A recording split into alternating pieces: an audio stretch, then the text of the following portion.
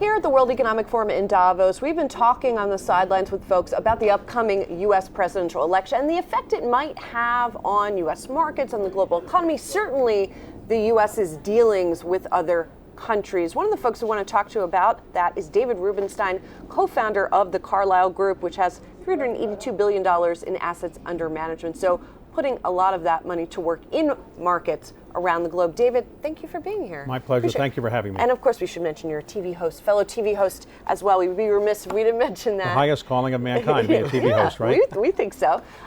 So what effect do you think this election is going to have on markets? The last one was hard to predict, but can we predict anything about this one? Well, tell me who the president's going to be and who the Congress is going to be, and I'll tell you what the impact will be, probably. So look, if the Republicans win the White House and both houses of Congress, clearly there's going to be a more pro-business approach. If the Democrats win both houses and the presidency, probably be not as pro-business, I guess. But you know what the economy statistics show is that the economy actually does the best when you have divided government. Now that wouldn't be logical because the government is fighting with each other, but actually if you go back over the last 50 years or so, the S&P 500 or the equivalent go up more when you have divided government. And it's not easy to explain why that is, but maybe it's a checks and balance kind of thing. If the President of the United States is Donald Trump, future, obviously a lot of CEOs will be happy. They won't say so publicly, but he will probably reduce taxes, reduce regulation. If Joe Biden is elected president again, I think some business people would say we're going to have more regulation, very difficult to get antitrust approval for things.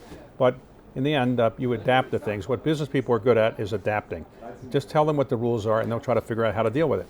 So it's often difficult to predict where the markets are going to go, though, because interest rates are going to drive it more than anything else, and that's pretty much apolitical. Are you surprised that Trump still has this support for another presidency in this country? I am surprised.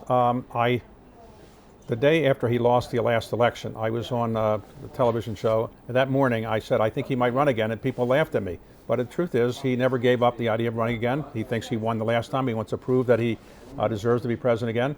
I'd say the most amazing story in American politics over the last 50 years or so, other than the fact that a black man was elected president once, or twice, Barack Obama, is that Donald Trump came from oblivion in terms of politics, was elected president, and now has a chance to be elected again after being nominated for the third time in a row by the Republican Party. No other Republican ever has been nominated 3 times in a row by its party. Even though he is a Republican, obviously he's not a very traditional Republican, right? We talked about the effect on the markets, and I think we think equity markets. What about capital markets, particularly globally? I mean, we've been told that European leaders, for example, are quite concerned about a Trump presidency. Is there going to be effect on capital markets as well? The Europeans never liked Donald Trump. I don't think they're going to like him if he comes back as president again. I think he has a lot of support in other parts of the world. I'm not his advocate, but I would say that some parts of the Middle East he was pretty popular. I think he was reasonably popular in some parts of the Far East, Japan as an example. But I just think markets will adapt. I think the biggest issue we're going to have to deal with if Trump is president again is just living through some of the dysfunction the government has with Congress, Congress's inability to get things done. That's the biggest problem we have. It's not the president so much right now, but the Congress can't seem to pass appropriation bills or keep the government going, and that's a big problem. Is the business community prepared to work with him? Or will they fear being mentioned on one of his social media accounts and maybe they don't want to get entangled with the administration? It's too early to say. Obviously, very few business people do not want to help the President of the United States when they're asked to do so. So if he asks them to do so, I suspect if he wins, he'll probably win by a margin sufficient such that people would say, I want to help the President of the United States, I want to help my country. But it's too early to say. And remember, Joe Biden has a reasonably good chance of getting elected too. Incumbents tend to get elected more than they get defeated, and he's got a reasonable chance. So it's too early to say. If you were to predict who the next President of the United States is going to be 10 months in advance, the last 10 presidential elections, you'd be wrong every time. You wouldn't have predicted 10 months in advance Barack Obama, Donald Trump. You just wouldn't have predicted it. Or Joe Biden 10 months in advance. So it's just too early to say. We have to figure out what the health is of these candidates, what other geopolitical events take place that might hurt or help one of the candidates. It's just too early to say. All right, David, I want to switch gears, and this might be a tricky one. I don't know how much you can say. Are you going to own our Baltimore Orioles? What can you give us any kind of something on that? Are you from Baltimore? I'm from Baltimore. There's some things I can't talk about yet, but I've read about that, but I just I don't know. We'll see. You read about that. Okay, fair enough. We will stay tuned and Okay. hopefully have Right. you back to talk about that. Something else, again, I don't know how much you can say about this. I know that you didn't go to Harvard, but you're involved with Harvard, particularly the Harvard Corporation, which is the I parent. was the one until July 1 of this Right, year. Okay. exactly. What do you make of what's been going on, not just at Harvard, but in higher education more broadly? As you know, there's a lot of concern over, in particular, anti-Semitism and just sort of DEI initiatives on campuses. What do you think? Well, what happens on university campuses reflects what goes on in the country generally. So it's not as if certain things happen only on university campuses, they're not happening elsewhere. Currently, I'm the chairman of the board of the University of Chicago, and we have a different policy than many other universities on public policy kind of statements. We don't issue public policy statements on any issues, so we've dodged certain things that maybe other universities weren't able to dodge.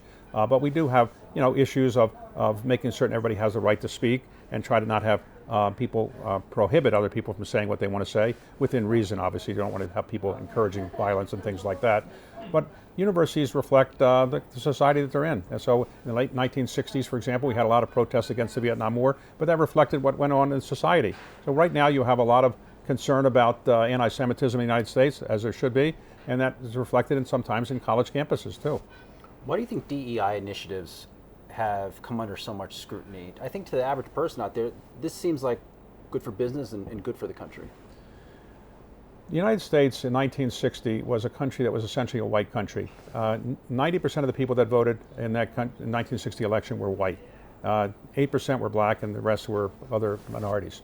The country's different. And people who are white, maybe not educated, or not, they feel globalization has passed them by, there's a lot of resentment towards affirmative action, DEI, things like that. And I think Donald Trump has played to that somewhat. I think that there's a lot of concern about DEI in some circles, and maybe it went too far in certain areas, but I think it's probably going to tilt back. Nothing goes forever without making some changes. So I think DEI is a good thing, but in the end, some people have resented it, and some people feel that what the Supreme Court said about affirmative action in college admissions is probably something that should be reflected in other parts of society as well. In other words, not so much affirmative action. That isn't my view, but that's the view of many other people. And just quickly to end here, some folks in the financial world have said, I'm not going to hire someone who comes from this university who's said this particular thing. Well, obviously, you have a lot of employees at Carlyle. How do you think about who are coming from elite universities? How do you think about that? As a general rule of thumb, trying to penalize people for the rest of their life for what they might have said or not said while they were in college is probably not a good thing to do. So what did you do in college that you might not want people to know about? What did you do in college? Okay. Yeah, exactly. So everybody probably did something in college they were probably not proud of, and so I think you shouldn't penalize somebody for the rest of their life by something that happened in college that they might have done when they were relatively less mature than they are when they're going to be an employee. David Rubenstein, thanks so much. Thank you. Good to see you. Appreciate it.